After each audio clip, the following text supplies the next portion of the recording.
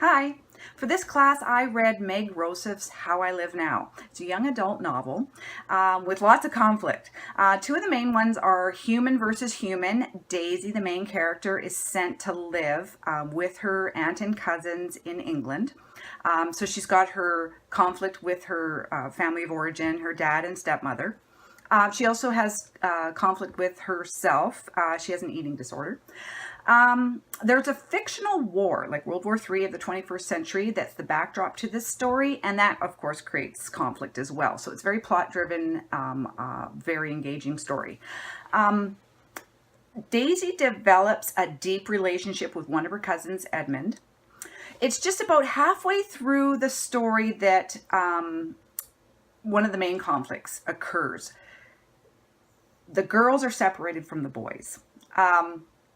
Daisy and Piper, like the aunt had left the country on a trip and couldn't get back because of the occupation. So the kids were left alone to their own devices for a while. But eventually, different soldiers move in to take over the farmhouse and they separate the kids. Daisy and 9-year-old Piper are sent like 100 miles away to be billeted at another farm, and the boys are sent to stay somewhere different than them. So they're separated, and at one point Daisy decides, you know what, we're going to get back to the farm and we're going to try and reunite with Edmund and Isaac.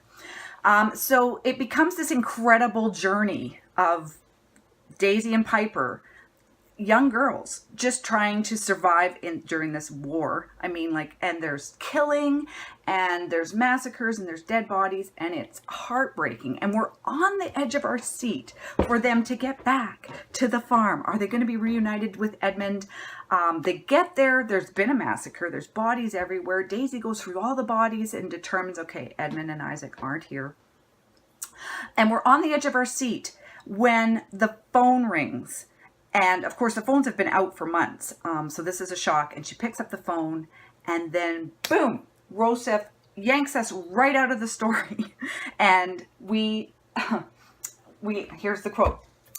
So we've had 29 chapters. We get back to the farm. We're hoping she'll find Edmund. And then boom, next page, it says part 1. I end up in a hospital where they kept me for months after I arrived back in New York, staring at a wall, stunned silent, frozen rigid with anger and grief. Now, it's such a shock as a reader, but I suppose it was just as much of a shock for Daisy to get ripped away. Somehow she was rescued and sent to New York. And then it says the worst part about those years wasn't the hospital or the solitude or the war or even being away from Edmund. It was the not knowing. So, what a way to give us the climax, to just take us away from it. Anyhow, so we get 6 chapters of part 1, which explains the title. How I Live Now wasn't the 29 chapters of the war, the occupation, the incredible journey back to the farm to reunite with Edmund that didn't happen.